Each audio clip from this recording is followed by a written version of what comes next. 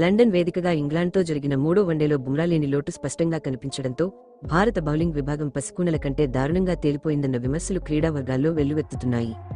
IPL తర్వాత మునుపటి జోరును కోల్పోయిన టీమిండియా ఏకంగా 387 పరుగులను ప్రత్యర్థికి సమర్పించుకుని తన డొల్లతనాన్ని పూర్తిగా బయటపెట్టుకుంది. ముఖ్యంగా ఆరో బౌలర్ ప్రత్యామ్నాయం లేకుండా కేవలం 5 బౌలర్లతోనే బరిలోకి దిగడంపై తీవ్ర దుమారం రేగుతోంది.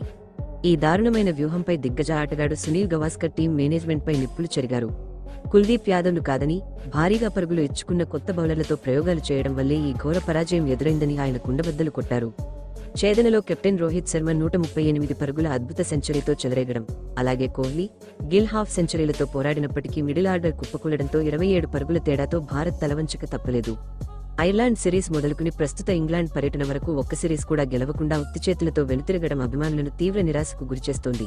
రోహిత్, కోహ్లీలకు ఘనమైన వీడ్కోలు పలకాలన్న ఉద్దేశంతో వచ్చే ఏడాది వన్డే ప్రపంచకప్పై కన్నేసిన భారత జట్టు ఇలాంటి పేలవమైన బౌలింగ్ లైనప్తో ఆ కలను ఎలా సాకారం చేసుకుంటుందోనన్న తీవ్ర ఆందోళన ప్రస్తుతం ప్రతి భారతీయ అభిమానిని వెంటాడుతోంది.